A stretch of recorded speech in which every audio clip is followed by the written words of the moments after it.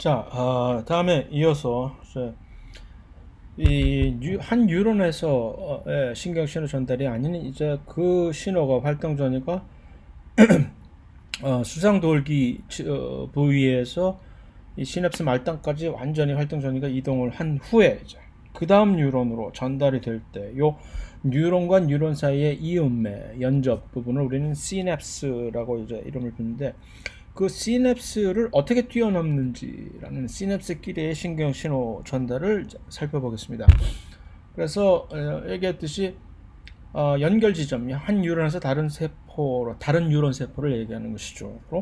신호를 전달하는 이 연결 지점을 연접, 시냅스라고 얘기를 하는데, 이것이죠. 그러니까 여기서 한 뉴런이 이렇게 있을 때 요 뉴런과 또 다른 뉴런은 이런 식으로 언제나 연결이 되어 있는데, 한 뉴런의 시냅스 말단과 그 신호를 받는 그 다음 뉴런의 이 수상돌기가 언제나 이렇게 연접이 되게 되어 있는데, 그 부분을 확대해서 보면 이렇게 보이는 것입니다. 근데 여기서 이 그림에서 보면 무언가가 어떤 손항에 의해서, 이 손항에 의해서 이렇게 쌓여있던, 담겨있던 어떤 무언가가 밤송이처럼 이런 물질들이 요 두 개, 요 시냅스에는 공간이 있는 건데, 각 한 시냅스에 요 시냅스 말단과 그 다음 뉴런의 이 수상돌기 사이의 요 공간, 물론 물로 채워져 있는 공간이죠.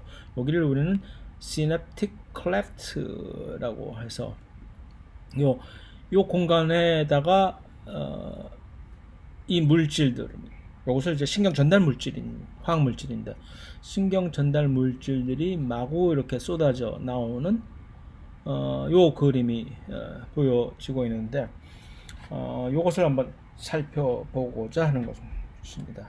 그래서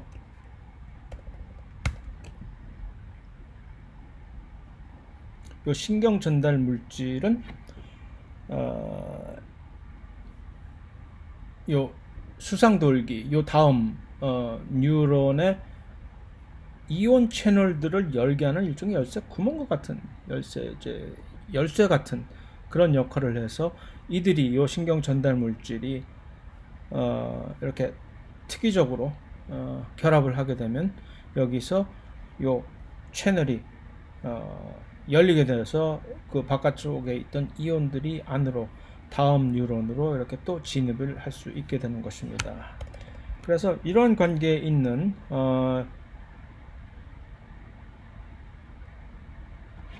것들을, 두 개의 뉴런이 서로 이런 식으로 연결이 되어 있을 때 그 먼저 신호를 받고 그 다음에 신호를 전달해 주는 뉴런을 우리는 시냅스의 앞에 있던 뉴런이라고 해서 시냅스 전 프리시냅틱 뉴런이라고 얘기를 하고, 그러니까 그 신경 신호를 이런 식으로 받아서, 아까 신경 전달 물질식으로 받아서 이 통로가 열려서 이온들이 쭉 다시 진입을 그 이온들이 진입한다는 얘기는 거기에 다시 활동 전위가 발생을 하게 된다는 얘기니까, 그 다음 이러한 수용체 역할을 하는 그런 뉴런을 시냅스 후 뉴런이라고 얘기를 합니다. 그래서 신경 신호는 언제나 시냅스 전 뉴런으로부터 시냅스 후 뉴런으로 신경 신호가 전달이 되게 되는 그런 방향성을 얘기를 하는 것이죠. 그래서 축삭 말단에서 수상 돌기 사이드로 시냅스가 있으면 시냅스 전 뉴런의 축삭 말단으로부터 시냅스 후 뉴런의 수상 돌기 방향으로 요 신호가 전달이 되는데, 이 전의 그림상으로 볼 때는 그 신경 신호가 이런 식으로 전달되는 그 매개체는 바로 작은 그 화학 물질들인데, 이러한 것들을 우리는 신경 전달 물질이라고 부르게 됩니다. 그런데 사실은 이런 식의 시냅트 간의 이런 신경 신호 전달은 좀 전에 봤던 이 그림에서 보여준 그런 화학 물질뿐만이 아니라 두 가지 형태의 다른 우리가 심장을 얘기를 할 때 전에 이제 순환계에서 전기적인 신호로 이렇게 전달이 되는 그런 신경 전달이 있다라고 언급을 한 적이 있는데, 그래서 두 가지 종류의 다른 형태의 그냥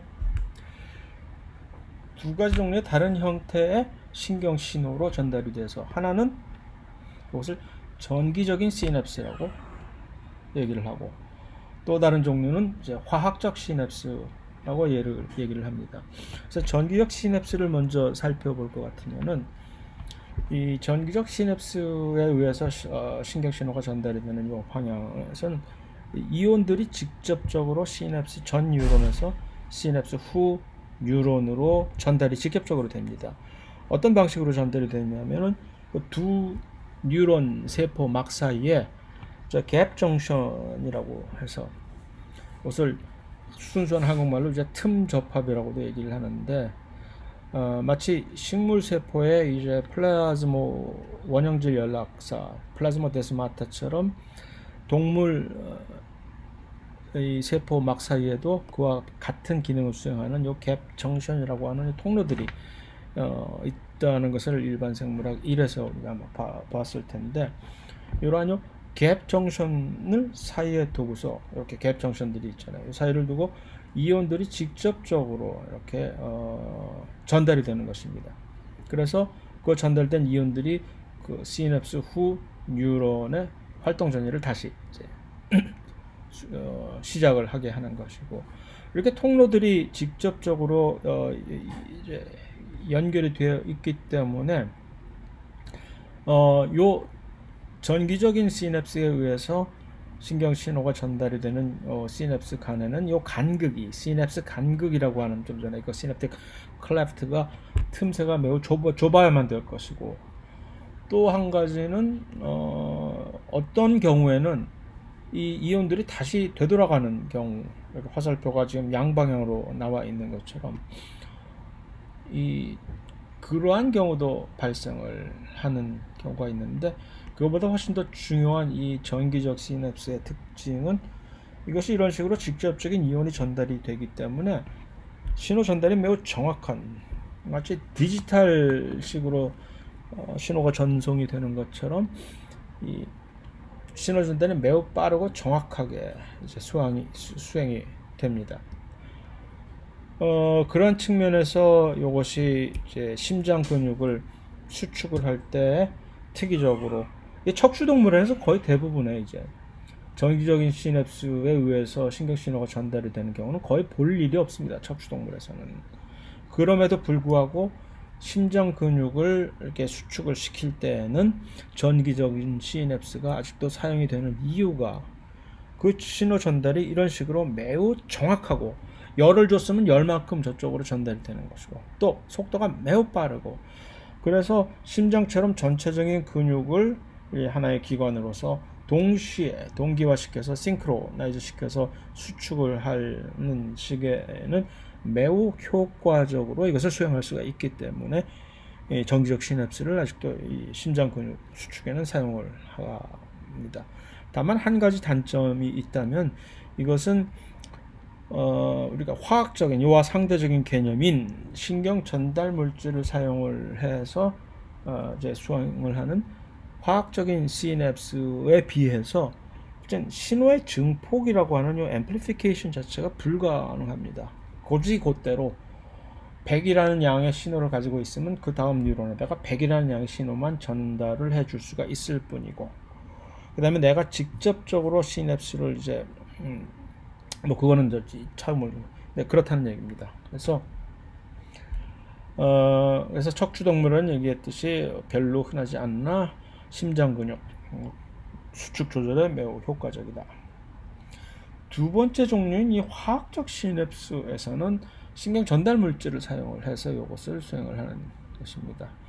그래서 신경 전달 물질을 시냅스 전 뉴런에서 후 뉴런으로 전달해 주기 위해서는 시냅스 소낭이라고 하는 특별한 형식의 이 소낭을, 수성 소낭과 동일한 물질인데, 일반 생물학 1에서 봤던 외포작용을 통해서 물질을 세포 밖으로 방출할 때는 이제 수성 소낭의 형태로 그것을 쌓아가지고서 이렇게 전달하잖아요. 이거와 똑같은 동일한 것인데, 이 안에 신경 전달 물질이 들어있게 되면 이것은 우리는 시냅스 소낭이라고 부르는 것이죠. 그래서 시냅스 소낭 안에 담겨진 신경 전달 물질이 있다가 세포막 가까이 이 시냅스 전 뉴런의 세포막 근처까지 도달해서 준비하고 있는 거죠. 대기 상태로 있다가 어떤 특정한 이제 Q 사인을 받으면 드디어 이제 방출을 시냅스 간극이라고 하는 곳 틈 사이로 이 물질들을 와르르 쏟아내게 되는 것이죠. 이렇게. 그래서 요 그림에서 보는 것처럼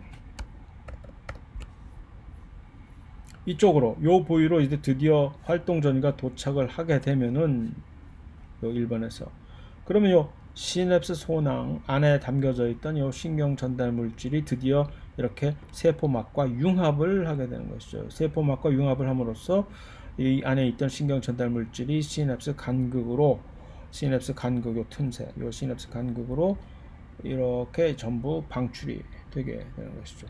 여기에 사실 이것이 이렇게 활동 전이가 여기에 도착했을 때 요 사인, 야 니들 이거 융합을 해라 하는 요 사인은 사실은 칼슘 이온들이 밖에서 있던 칼슘 이온들이 여기에 있던 칼슘 이온들이 이 안으로 들어가 가지고서 이것을 촉진을 시키게 됩니다. 그래서 칼슘 이온은 이런 근육 수축에도 이런 식으로 처음에 초기 신호로 활용이 되고 신경 전달 물질을 방출하는 데도 이렇게 하나의 신호로 사용이 되고 그래서 세포 안에서 여러 가지 종류의 다양한 신호 전달 물질로 칼슘 이온이 참 중요한 역할을 하게 됩니다.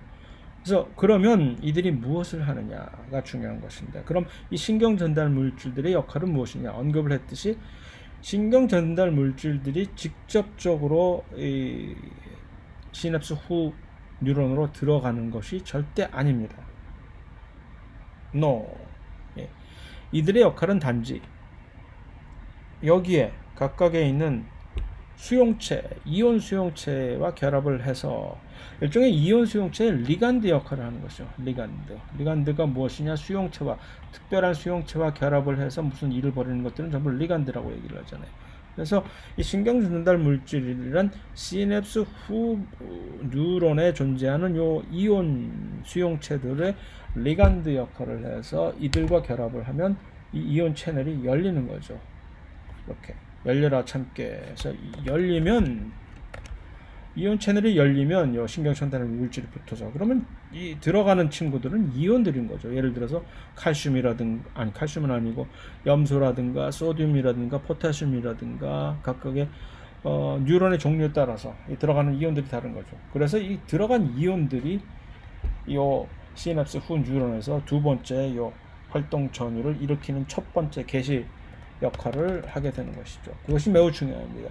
신경 전달 물질은 절대로 다음 뉴런으로 들어가지 않는다. 다만 이온 채널을 열고 그 역할을 수행한 후에 여기서 그 운명을 여기서도 이제 운명의 역할을 얘기하게 되는데 이것이 끝나고 장렬하게 전사하는 신경 전달 물질이 있는가 하면 재사용되는 신경 전달 물질도 있습니다. 재사용이 된다는 얘기는 다시 시냅스 전 뉴런으로 다시 원대복귀하라 돌아오라 해서 돌아가는 그런 신경 전달 물질도 있고 그러지 않고 그 자리에서 사용한 후에 분해가 되어버리는 파괴가 되어버리는 장렬하게 전사하는 신경 전달 물질도 있고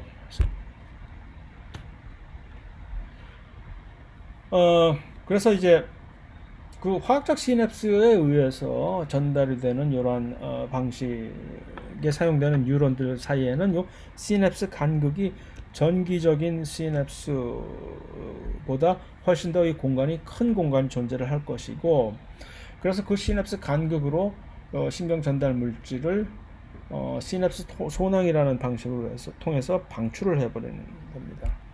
그럼 방출된 신경 전달 물질은 이온 수송체를 개방을 하고 그러면 이런 방식으로 일단 전기적으로 도달한 신호를 일단 화학 물질로 변환을 시켰다가 마치 외환 해외 여행 갈 때 환전하듯이 바꿔가지고 하는 것처럼 이중으로 이렇게 일을 해야 되기 때문에 당연히 속도가 조금 느리게 되겠죠. 당연히 느리지만 그 반면에 이런 식으로 해서 신호의 증폭이 가능하게 됩니다. 그래서 실제적으로 도달한 활동 전후의 그 자체의 순수한 신호가 약간 작다 하더라도 신경 전달 물질을 훨씬 더 많이 방출을 함으로써 신호의 크기가 마치 큰 것처럼 뻥카를 칠 수도 있고, 또 다른 한 가지의 증폭은 이쪽에서 도달한 하나의 이제 신호를 다양한 신호 시냅스로 이렇게 퍼뜨리게 신경 전달 물질을 이렇게 확산을 할 수가 있기 때문에 공간적으로 확산을 통해서 넓게 증폭을 가능하고, 그래서 두 가지 방식의 이 증폭이 가능하다는 것이 아주 큰 장점이 되는 것이죠. 그래서 그것을 이제 비교를 한 전기적인 시냅스와 화학적 시냅스의 차이가 있습니다. 그래서 대부분의 아까 얘기한 심장 근육의 수축을 제외한 거의 모든 다른 신경 전달에는 이 화학적인 시냅스를 사용을 하고 있는 것이 사실이고, 그래서 다양한 종류의 신경 전달 물질이 이제 척추동물에서 사람 같은 경우 보면 존재를 합니다. 몇 개는 이미 우리가 여기저기서 많이 들어보았던 그런, 그중에 몇 개를 주요 신경 전달 물질을 골라서 정리를 해보면 이런 식으로 해서 이렇게 종류가 많다는 얘기는 무엇이냐 하면은 각각의 서로 다른 뉴런들마다 자기들이 만들어서 이제 사용을 하는 신경 전달 물질의 종류가 다르다라는 얘기입니다. 다시 말하면 한 종류의 어떤 한 신경 전달에 사용이 되는 한 종류의 뉴런은 어떤 특정한 종류의 신경 전달 물질만 사용을 한다는 얘기죠. 그래서 이걸 여기 몇 가지 살펴보면 예를 들면 아세틸콜린이라고 하는 이 신경 전달 물질은 주로 이제 골격근들과 연결이 되어 있어가지고, 그 다음에 심장근, 골격근 이런 것들과 연결이 돼서 이들의 수축을 또 이제 담당을 하고, 또 이제 우리의 뇌의 기분과 기억에 영향을 미치는 특정 부위의 신경 전달에 또 아세틸콜린이 사용이 되고, 그다음에 에피네프린과 노르에피네프린이라고 하는 이들 신경 전달 물질은 또 다른 방식의 뭐 심장 박동이라든가 동공 확대라든가, 이들이 사실 좀 이따 보게 될 교감신경과 부교감신경의 장기들의 신경 전달에 사용이 되는 전달 물질이고, 도파민은 또 이제 반면에 특히 집중을 하는데, 기억, 합중, 한마디로 요약하면 도파민은 집중을 하는데 사용. 그 다음에 기분 역시 그래서 사실 도파민에 의해서 이제 조절이 되는 요 신경 전달 때문에 중독성이 꽤 많이 기분이 좋은 보상 체계라고 하는, 그래서 음식을 우리가 먹을 때라든가 뭐 어떤 일을 했을 때 기분이 좋아진다든가 할 때 그 행복감 같은 것들을 도파민에 의해서 이것이 조절이 되기 때문에 많은 경우에 우리가 도파민 의존성 중독을 이제 많이 겪게 됩니다. 세로토닌은 또 그와 다른 이제 안정적인 기분 상승과 그런 기억작용의 역할을 미쳐서 우울증 같은 것들은 이제 세로토닌에 의해서 많이 조절이 될 수가 있고, 그다음에 글루타믹 애시드, 가바, 뭐 또 이 외에도 여러 가지 다른 신경 전달 물질들이 있는데, 이 중에서 특히 요 가바라고 하는 우선 이제 억제성 신경 전달 물질이라고 해서 다른 얘 지금 보여진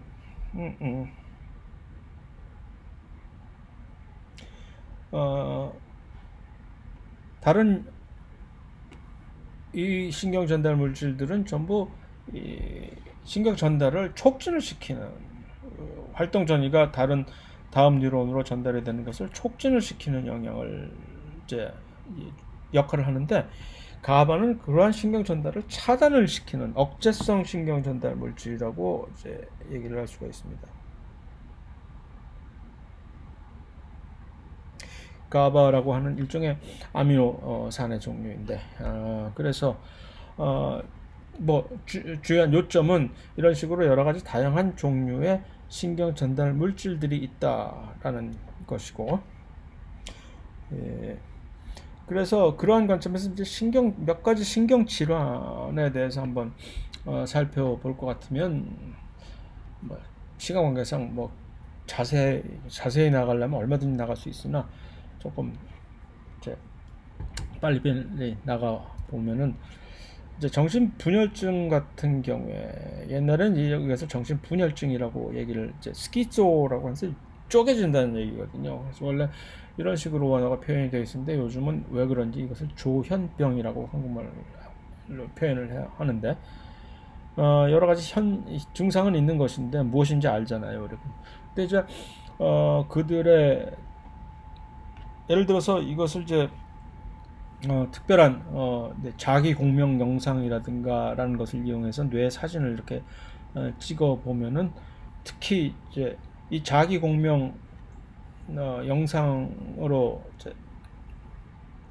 이 사진을 찍었을 때, 뇌 영상을 찍었을 때 활성화되어 있는 부분과 비활성화되어 있는 부분이 이렇게 다르게 나타나는, 일반적으로 활동이 활성화되어 있는 부분을 파란색으로 나오고 좀 비활성화되어 있는 부분이 파란색으로 나오고 활성화되어 있는 부분은 이제 빨간색으로 나와 있는데, 확실히 뭔가 이 부위가 활성화가 비활성화가 많이 다르게 나타나는 것처럼 이 뭔가의 활동이 이제 영역이 다른 것은 확실합니다.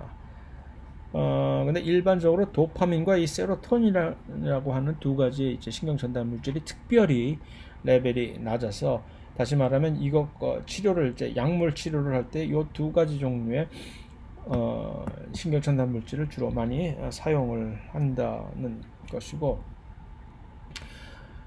우울증의 경우는 이 세로토닌의 이제 레벨이 매우 낮아가지고서 생기는 그런 질환인데, 특히 우울증의 경우는 두 가지 종류의 단극성 장애라고 해서 뭐 지속적으로 계속적으로 우울증을 겪게 되는 경우도 있지만, 바이폴라 디스오더라고 해서 양극성 장애의 경우에는 이것이 갑자기 우울했다가 이렇게 하이퍼 업 되는, 이것이 서로 이렇게 반복이 되는, 왔다 갔다 종잡을 수 없는 그런 이제 그런 증상을 겪게 되는 경우도 있는데, 둘 다 세로토닌의 이제 레벨이 문제가 돼 가지고서 생기는 질환입니다. 그래서 이 소위 말하는 소위 정상이라고 하는 사람들의 이 뇌 자기 공명 사진에 비교해 봤을 때 훨씬 더 많이 비활성화되어 있는 블루한 지역들, 뇌가 이제 우울증을 겪고 있는 사람들의 일반적인 증상인데, 흔히 알고 있는 여러 우리가 알고 있는 위인들, 지금 이 사진에 나오는 이분들이 전부 다 사실 우울증을 겪었다고 알려진, 놀랍게도 더더군다나 놀랍게도 이 짐 캐리 같은 사람도 우울증을 겪었었다는 그런 사실에 개인적으로 조금 놀라게 됐는데, 이 윌리엄 로빈스 같은 경우는 결국은 우울증 때문에, 사실은 우울증이 파킨슨 병에 의한 부작용으로 또 생기는데, 이분은 아마도 파킨슨 병 때문에 나오는 부작용 때문에 그 우울증을 견디지 못하고 자살을 하게 됐다고 알려져 있습니다만은, 그래서 여러 가지 신경 안정제들을 사용을 해서 이제 증상을 완화시키는 경우도 있으나, 보다 근본적이라고는 얘기를 할 수 없으나 좀 더 직접적인 공격적인 처방법으로 이 세로토닌의 레벨을 사람 몸 안에서 세로토닌의 레벨을 증가시킴으로써 이제 우울증을 이제 치료하려고 하는 여러 가지 접근 방법들이 있는데, 그 중에서 한 가지, 이것만이 다가는 아니라지만 좀 특이한 SSRI라고 하는 이러한 방식으로 세로토닌의 이 수준을 훨씬 증가시키는 접근 방법이 매우 이제 널리 통용이 되고 있습니다. 이 우울증의 경우 SSRI라고 하는 것은 무엇이냐면은, 이 무엇의 약자냐면 Selective Serotonin Reuptake Inhibitor라고 하는 이 약물인데, 이것을 가져오는 약물입니다. 그래서 이것을 한국말로 그대로 번역을 하려고 한번 해보세요. 그러면 무엇이냐면은, 자꾸 이렇게 뭐가 문자가 아침부터 오는 건지, 선택적 세로토닌 재흡수 억제제라고 이제 금방 그대로 글자 그대로 번역을 할 수 있잖아요. 그럼 이게 뭔지 대충 세로토닌이 뭐가 재흡수가 되는 거구나 언급했듯이 얼핏 이 신경 전달 물질은 아세틸콜린이 그 대표적인 건데 사용을 한 후에 다시 말해서 이온 채널을 열게끔 한 그 역할이 끝난 다음에 아세틸콜린 같은 경우에는 그 자리에서 이것이 어떤 특별한 특이적인 효소에 의해서 분해가 되어 버립니다. 또 만들면 되지라는 것이죠. 그런데 이제 세로토닌처럼 이런 경우에 신경 전달 물질은 재흡수가 시냅스 전 뉴런으로 재흡수가 돼서 나중에 재사용이 됩니다. 그런데 이 재흡수되는 걸 억제시키는 약이라는 얘기죠. 이게 무슨 의미일까요? 이런 얘기죠. 그래서 세로토닌이 지금 방출이 됐어요. 근데 우울증 같은 것을 겪고 있는 사람들은 이 세로토닌의 양이 지금 적다라는 얘기입니다. 그러니까 여기에 이제 돌아다니는 세로토닌의 양이 적으니까 그것을 이제 보완하기 위해서는 어떤 식으로 그것을 보완을 할 수가 있을까요? 양이 적다면 이들이 머무는 시간을 증가시키면 되는 것이죠. 그렇죠? 그래서 이들이 재흡수되는 걸 여기를 막아버린다면 세로토닌의 이제 절대적인 양은 적을지 모르지만 이들이 훨씬 더 오래 이 시냅스 간극에서 머물고 있기 때문에 보다 좀 더 증폭된 효과를 얻을 수가 있다는 점에 착안해서 이러한 방식으로 우울증을 치료하는 것인데 이것이 매우 효과적입니다. 그래서 그것이 바로 그것을 가능하게 해주는 여기를 막아버리는 그 약을 SSRI의 약이라고 얘기를 하는 것이죠. 파킨슨 병은 이제 도파민 이다시 그렇게 여기서 간단하게 얘기하는 것처럼 그렇게 간단한 병은 아니나 좀 더 이것을 이제 간단화 시킨다면은 도파민의 합성을 하는 뉴런들이 파괴가 됐기 때문에 여러 가지 다양한 원인으로 그 뉴런들이 소멸이 될 수가 있습니다. 그런데 그것에 대해서 여기서 일일이 다 열거할 이제 뭐 여유는 없지만 그래서 이 도파민에 의해서 영향을 받는다. 파킨슨병. 왜 도파민이 이제 어떤 뇌에서 줄어드느냐 하면 그것을 만들어낸 뉴런들이 파괴가 됐을 때 된다. 그것을 파괴에 이르게 하는 원인들은 여러 가지가 있으나 그래서 이 신경 전달 물질을 한마디로 이것이 무슨 일을 하는 것이다라고 얘기하는 것은 매우 위험한 일이고 부정확한 일이긴 하나 워낙 복잡하기 때문에 이런 접근 방법을 사용할 수밖에 없는데 도파민에 관해서 그런 식으로 얘기를 하자면 집중을 시키게 하는 그런 신경 전달 물질이라고 얘기를 할 수가 있습니다. 그래서 이 도파민의 수준이 레벨이 떨어지게 되면은 막 집중을 할 수 없기 때문에 안면 근육 같은 것들도 조절을 할 수가 없고 경직 떨림 그다음에 그렇기 때문에 움직임들도 느려지고 해서 아주 유명한 이 사진으로 직접 제가 이거를 TV에서 시청을 한 경험이 있는데 제가 이제 미국에 있을 때 이 두 유명 인사 셀레브리티 둘이 나와가지고 둘 다 파킨슨 병을 앓게 돼가지고서 이 세계 챔피언 전 세계 챔피언 그 당대를 풍미하던 무하마드 알리는 이 별명이 나비처럼 날아서 벌처럼 쏜다는 식으로 그렇게 이 동작이 민첩하던 권투 선수였었는데 아예 나와서 있을 때 그 파킨슨 병을 앓게 된 이유는 말 한마디 하지 못하고 어눌하게 이러고 계속 앉아있기만 했었어요.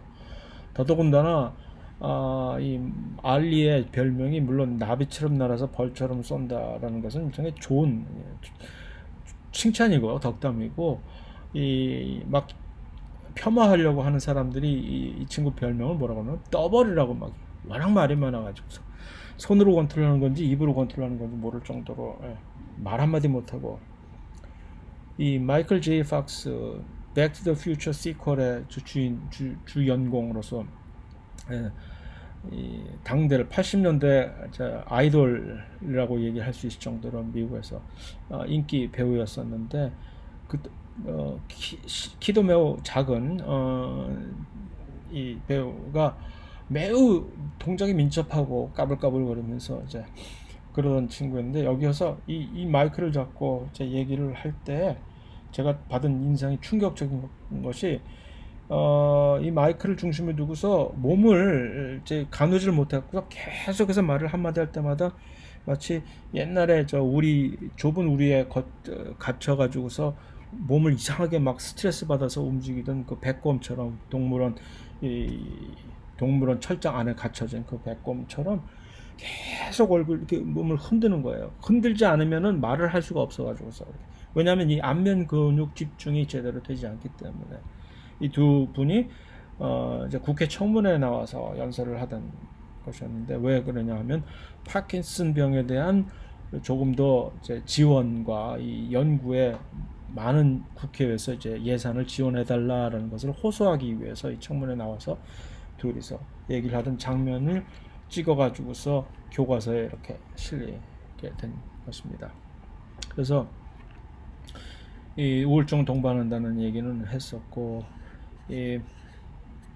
요 도파민 자체가 혈뇌 장벽을 제대로 통과를 할 수가 없기 때문에, 도파민도 일종의 아미노산인데, 또 우리 몸 안의 아미노산들은 전부 이 아이소머 중에서 L형과 D형 중에서 D형만을 사용을 하잖아요. 그래서 그런데 이제 그것을 극복할 수 있는 형태의 도파민이 L도파라는 것이 있는데, 그것을 사용을 해서 한다는, 뭐 여기에 괜히 알 필요는 없습니다. 우리 지금 여기서. 그래서 이것은 이제 잊어버리시고 그냥 지나갑시다. 그래서 주의력 결핍 과잉행동자네, 이것도 그냥 지나가고, 알츠하이머에 대해서는 조금 더 이제 시간을 좀 할애해서, 시간이 없긴 하지만 한번 짚고 넘어가 봅시다. 그래서 이것은 이제 중증 기억 장애를 수반하는 퇴행성 신경 질환이다. 퇴행성이라는 얘기가 그냥 나이가 들면 천천히 이제 진행되는 것으로 얼핏 착각하기 쉬운데, 퇴행성이라고 하는 것은 degenerative라고 해서 파괴가 되는 것은 무조건 전부 다 퇴행성이라는 이름을 붙이게 되는 것인데, 그래서 뇌세포들이 파괴가 되는 것이죠. 알츠하이머는. 왜 그런지 정확한 이유는, 물론 이제 단서는 조금 이제 현재 잡은 상태이긴 하나, 그래서 소위 말하는 정상적인 뇌는 이제 꽉 차 있는데, 이제 신경 세포들로. 근데 알츠하이머를 겪고 있는 이제 알츠하이머 환자의 뇌는 그것들이 전부 여기저기가 전부 파괴가 돼서 쪼그라들거나 아니면 속이 공간이 텅 비어 있게 되는, 왜냐하면 뉴런들이 전부 파괴가 돼서 그런 것이죠. 이 알츠하이머 병에 관해서는, 이 알츠하이머 병을 겪고 있는 사람들은 반드시 이제 이 뇌에서 관찰되는 두 가지 사안이 있는데, 두 가지, 하나는 베타 아밀로이드 플래크라고 하는 것은 우리가 동맥경화의 경우에서도 보았듯이 어떤 이 용해되지 않은 어떤 딱딱한 침전물들을 전부 일반적으로 플라그라고 하는, 그 플라그가 원래 아밀로이드라고 하는 단백질은 뇌 세포의 표면에 막에 존재하는 단백질인데, 특정 기능을 수행하는 단백질인데, 이들이 마치 그러니까 이 겸상적혈구 빈혈증을 단백질의 돌연변이가 생기면, 그 헤모글로빈 단백질의 돌연변이가 생기면 그 단백질들이 뭉쳐가지고서 침전이 되는 것처럼, 단백질의 구조가 변하면 이런 식으로 침전이 됩니다. 뭉치고 자기들끼리 뭉쳐가지고서. 그래서 베타 아밀로이드 단백질들이 베타 형태로 자기들끼리 뭉쳐가지고서 바깥쪽에서 이렇게 침전을 이루게 되는 그런 것이 발견이 됩니다. 단백질이 이상하게. 세포의 안쪽에서는 또 어떤 현상이 보이느냐면은 타우 단백질이라고 하는 이 단백질들이 자기들끼리 꼬여가지고 실타래 꼬인 것처럼 탱글이 돼가지고 세포 안에, 세포질 안에 침전이 되어 있는 것이 발견이 됩니다. 이것이 근데 훨씬 더 심각한 문제로서, 타우 탱글이, 이 타우 단백질은 뭐냐 하면은 미세소관이 이렇게 길이를 조절을 해주는, 안정화시켜주는 단백질입니다. 이 타우 단백질은. 근데 이 타우 단백질이 정상 위치에 가서 기능을 수행을 하지 못하고 자기들끼리 꼬여가지고 그렇게 세포질에 침전이 되어 있으면 미세소관 수초가 이렇게 있을 때 수초란다 축삭이 이렇게 있을 때 이 길이가 액선이 이렇게 이 긴 길이를 유지할 수 있는 이유는 이것들이 전부 미세소관이 지금 이 안에 이 길이를 지금 유지시켜주고 있는 것인데 이것을 안정화시켜주고 있는 이 타우 단백질이 기능을 수행을 하지 못하면 이 길이가 짧아지게 되는 거죠. 요 축삭의 길이가 짧아질 수밖에 없게 되는 겁니다. 점점점점점점 되면서 그러면 어떻게 되느냐 하면은 요것이 이제 아밀로이드 플레이크가 바깥쪽에 생기고 원래 아밀로이드는 단백질들은 이렇게 지금 알파와 베타 다이머로서 이룬 다음에 바깥쪽에 세포막에 이렇게 걸치게 되어 있는 것인데 베타 서브유닛 단백질들이 플라그릴로서 밖에 나가 있으니 이거 기능을 제대로 수행을 못하는 것이고 그 다음에 타우 단백질들은 여기에 그냥 자기들끼리 꼬여서 이렇게 침전을 이루게 있으니까 미세소관이 제대로 기능을 수행을 하지 못하는 것이고 특히 신경세포의 축삭에서 그러면 여기서 무슨 일이 생기냐 하면은 요 시냅스 형성이 결함이 왜냐하면 한쪽이 짧아지게 되니까 그러니까 각각의 시냅스가 제대로 연결이 되지 못하는 거죠. 그러면 뇌에서 시냅스가 연결을 하지 못하고 있는 이런 쪽은 뉴런들은 전부 파괴가 돼 버립니다. 그래서 이런 식으로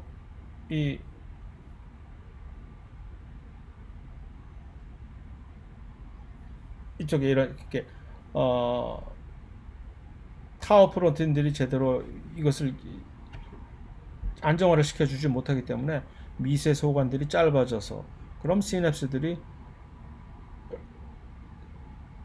요 시냅스를 형성하고 있는 이 시냅스들을 형성하지 못하고 있는 뉴런들은 능동적으로 백혈구들이 이것을 전부 없애버리고 제거해버리고 그러면 점점점 뉴런들이 줄어들 테니까 그래서 이 전체 공간이 텅 비고 뉴런들이 사라진 뉴런의 역할들은 기억을 저장을 하고 하는 것일 텐데 뇌에서 그러니까 점점 기억과 모든 정상적인 기능이 사라져 버리게 되는 슬픈 병을 겪게 되는 것이죠. 자, 또 한 가지 좀 비슷한 듯 다른 듯한 병이 이 광우병은 다른 신경 질환들과는 조금 약간 다른 양상이 있으나 알츠하이머의 측면에서 조금 비슷한 측면이 있어서 이제 한번 비교를 해보려고 끄집어 왔습니다. 이 광우병 역시 알츠하이머와 광우병이 비슷한 점은 단백질이 원래 정상적으로 기능을 하는 세포 단백질이 알츠하이머의 경우에는 타우 단백질처럼 또는 아밀로이드 단백질처럼 정상적인 기능을 수행하는 세포 단백질들이 비정상적인 구조를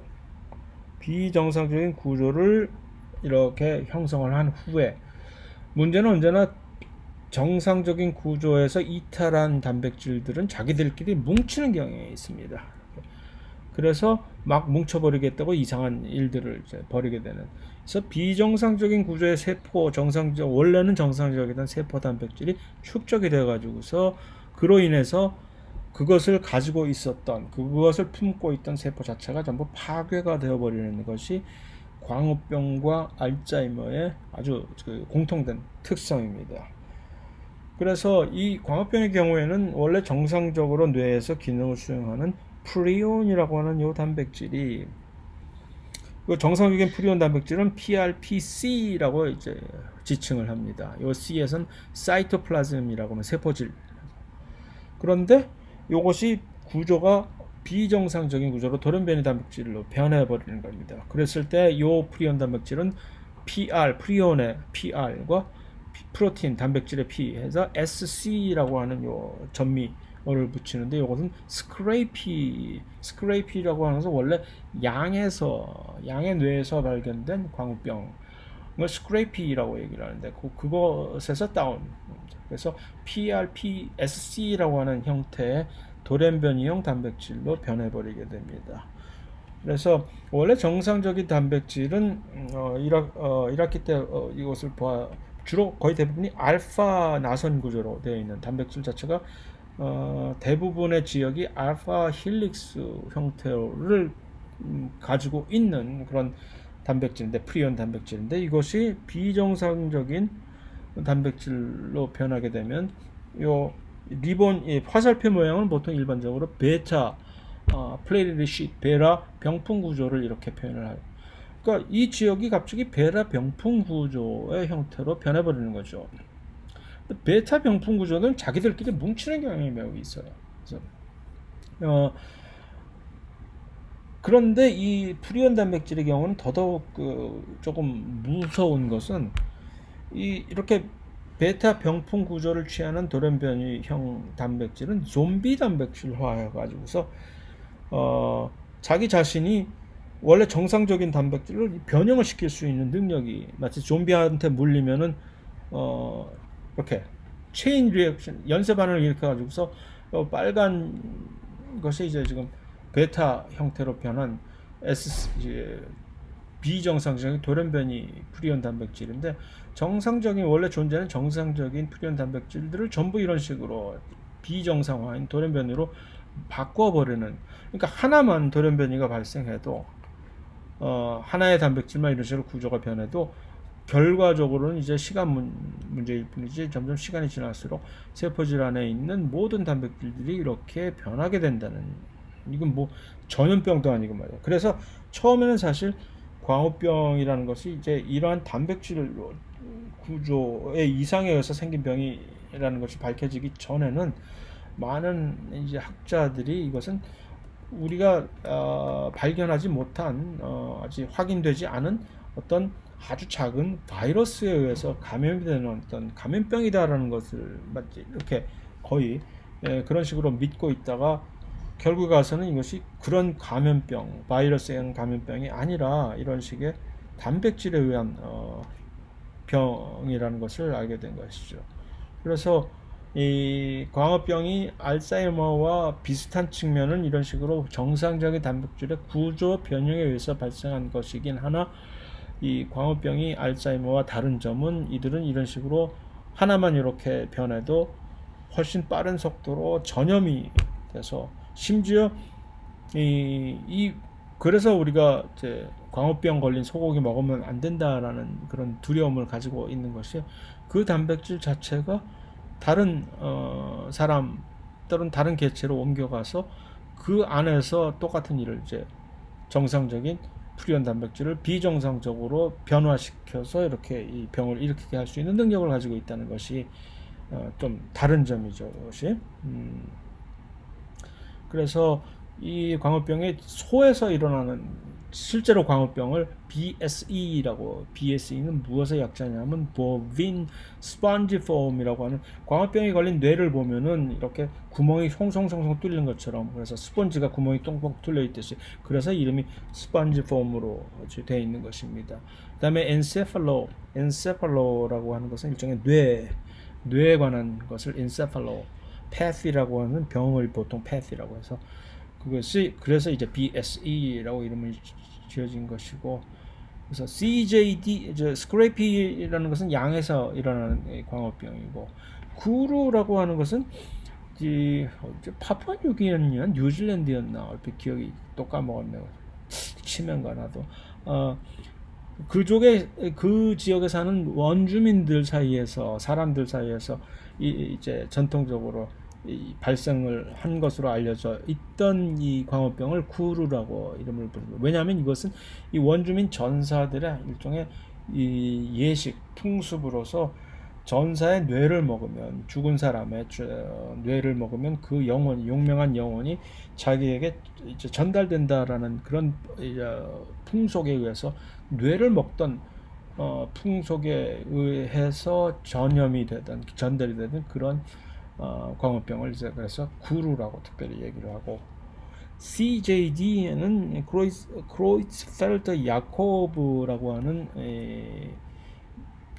일부 유대인 혈통에 maybe 독일 계통의 유대인이었나 보죠. 일부 유대인 계통의 유전적 질환에 의해서, 그러니까 일반적인 이런 광우병들은 유전과는 상관없이 단백질의 이런 변형에 의해서 어쩌다가 우연히 또는 그 후에 전염에 의해서 발생하는 것인데, 이 CJD는 각의 혈통의 대대로 내려오는 유전 질환에 의해서 같은 증상의 병을 우리는 CJD라고, 특히 사람 광우병이죠. 이것은 그러니까 그것을 CJD라고 얘기를 합니다. 파푸아뉴기니였군요. 좋다라는 얘기고, 그래서 결론적으로 다시 언급하면 둘 다 세포 단백질 비정상적인 구조 변화에서 발생해서 뇌세포가 파괴가 되는 공통점을 가지고 있으나, 감염성처럼 느껴지는 요 광우병의 경우는, 왜냐하면 비정상 돌연변이 단백질이 정상 돌연변이 단백질을 전부 다 변화시키는 그런 능력 때문에 그렇다라는 얘기입니다. 향정신성 약물에 대해서는 대충 있는데 그냥 빨리빨리 넘어가면은 시간도 그렇고 해서, 도파민은 중독성을, 도파민의 분비를, 어떤 중독이 있다는 얘기는 도파민이 우리의 보상 체계라고 하는 어떤 특별한 뇌 회로를 자극하는 데 사용이 되기 때문에, 그래서 도파민의 분비를 촉진시키는 어떤 회로를 자극하면 우리는 중독성을 띠게 많이 중독성에 빠지게 됩니다. 그 다음에 중추신경을 흥분하는 니코틴, 카페인, 코카인, 앰페타민 같은 것들이 있는데, 특히 이 니코틴 같은 것을 보면은, 니코틴이 무엇과 경쟁을 하는 것이냐면 아세틸콜린과, 원래 아세틸콜린 수용체, 아세틸콜린과 결합을 해서 이온을 열어주는 그런 채널이 있는데, 뉴런에.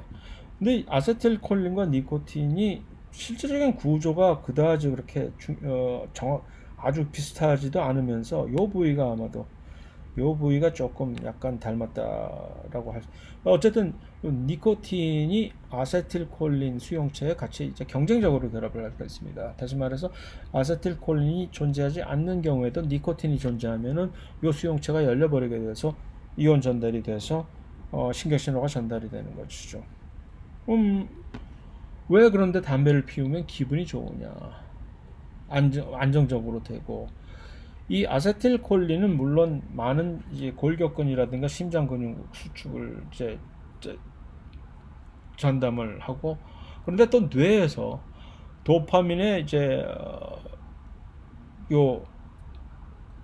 아세틸콜린 수용체에 의해서 전달되는 특별한 회로가 도파민뿐만 아니라 그것을 통해서 도파민과 세로토닌을 만들게 되는 그런 신경세포를 이 아세틸콜린이 조절을 하게 되기 때문에, 그래서 담배를 피우게 되면은 중독성과 그다음에 기분이 쫙 안정이 되는 그러한 느낌을 갖게 되게 되는 것이죠.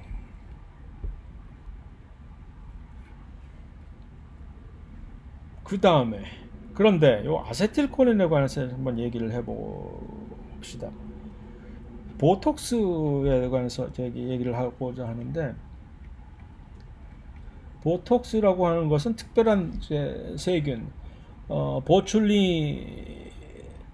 보출리누스라고 하는 특별한 이 땅에서 사는 세균에서 만들어지는 이 독극물이 톡신인데, 이것이 왜 톡신으로 작용을 하느냐 하면은, 특별히 아세틸콜린을 신경 전달 물질로 사용하는 뉴런에 특별히 보톡스가 침투를 잘 해서, 이들이 아세틸콜린이 방출이 되려면은 여기 수송 소낭이 시냅스 소낭이라고 하는 수송 소낭이 막과 이런 식으로 융합이 돼야 되는데, 융합이 되기 위해서는 이걸 끌어주는 앵커 단백질이 여기 있어야 되는데, 요거를 블락을 시켜버립니다.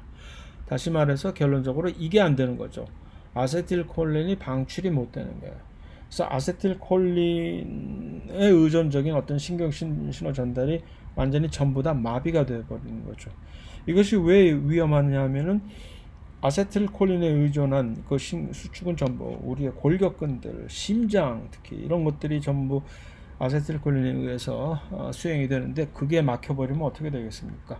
그대로 근육이 뒤틀린다든가 심장이 멎어버린다든가 하겠죠. 그래서 그 고통이라는 것은 이루 말할 수가 없을 정도로 엄청난 치명적인 독인데 그러니까 아주 조심해서 사용을 해야 되고 아주 국소적으로 아주 작은 지역에 그것을 이제 처리를 하면 그러니까 그쪽 지역이 완전히 마비가 돼 버리기 때문에 주름이 제거가 된다든가 하는 효과가 그래서 나오는 것이지요. 그래서 이제 다시 정리하면 니코틴은 이제 또 뇌 보상 체계를 활성시켜서 도파민의 분비를 촉진시키기 때문에 중독성이 특히 많이 생기는 것이고, 카페인은 또 왜 사람들을 이렇게 잠을 달아나게 하느냐 하면은 아데노신 수용체라고 하는 아데닌을 이제 결합을 해서 신경신호를 전달하는 고수용체에 카페인이 대신 이제 바인딩을 하는데 결합을 요 아데노신이 여기에 결합을 하게 되면은 요 신경회로에서는 졸음이 오게 되는 그런 효과를 가져오는데 여기에 카페인이 바인딩을 해버리면 그 일을 하는 것이 아니라 반대로 바인딩은 해놓고서 일은 하지 않는 거죠. 니코틴의 경우하고는 또 다른 얘기죠. 니코틴은 대신 경쟁적으로 이제 이 수용체 결합을 해서 그 일을 똑같이 일을 수행을 하는데 카페인은 그렇지를 않기 때문에 졸음이 그래서 이제 오지 않게 되는 것이죠. 중추신경을 이제 억제를 하는 그래서 고통을 원래 우리 통추신경이라고 해서 어떤 고통을 우리가 감지를 할 수 있게끔 고통을 감지를 해야 우리 진화적으로 여러 가지 위험으로부터 이제 회피를 할 수가 있기 때문에 매우 중요한 신경 전달 회로인데 이것을 억제를 시켜버리는 그런 또 전달 물질들이 있습니다. 그래서 대표적으로 이 몰핀 계통의 프로포폴도 약간 마찬가지고 알코올도 약간 일종의 그렇고 이런 것들을 억제를 시켜주는 그다음에 환각제들은 또 있고 그래서 요거 하나만 얘기를 하고 넘어가는 게 좋겠네요. 이 중에서 이걸 다 할 필요는 없고 이 모르핀의 고통을 이제 그러한 고통 같은 것들을 이제 감지를 하는 신경회로에 모르핀이 딱 결합을 해서 이것을 막아버려 가지고서 이제 통증을 잊어버리게 하는 것인데 이 모르핀이라는 것은 원래 이제 약물인데 원래 그러니까 천연 우리 신경회로에는 이 모르핀 대신에 그러한 역할을 하는 것이 바로 엔돌핀이라고 천연적인 모르핀이죠. 근데 모르핀이 어쩌다 보니까 우리 엔돌핀이 원래 결합을 해야 되는 곳에 대신에 결합을 할 수가 있더라 하는 얘기죠. 이 엔돌핀 역시 그러니까 그러한 회로를 수행을 하는 요 뉴런의 수용체에 결합을 해서 이 통증을 이제 감지를 하는 것을 억제를 시켜가지고서 고통이 없고 훨씬 또 엔돌핀의 경우에는 훨씬 또 다른 효과들도 있고 그래서 엔돌핀은 다른 세로토닌이나 도파민 같은 것들도 훨씬 더 이제 활성화시키는 역할을 가지고 있기 때문에 행복감을 가져오게 하는 하나의 신경 전달 물질이라고 알려져 있는 것이고 그래서 원래는 모르핀이 훨씬 더 먼저 발견이 됐다가 그러다가 나중에 엔돌핀이 이런 게 있다는 것을 이제 발견한 후에 보니까 모르핀이 원래 결합하는 그 수용체가 같은데 결합을 하더라라는 그런 데서 착안해서 이름 자체를 엔도라는 것은 내부라는 얘기잖아요. 그래서 엔돌핀이라고 이름을 그렇게 붙이게 된 것입니다. 그 정도로 그냥 간단하게 간략하게 이제 신경 전달 물질과 그것과 비슷한 영향을 주게 되는 여러 가지 영향을 주는 물질들, 향, 정신성 물질들에 대해서 대충 뭉뚱그렸고 요 다음에는 이제 자율신경계를 위주로 다른 이제 뇌에 관해서 간단하게 한번 살펴보는 것으로 요 신경계에 관해서 끝맺도록 하겠습니다.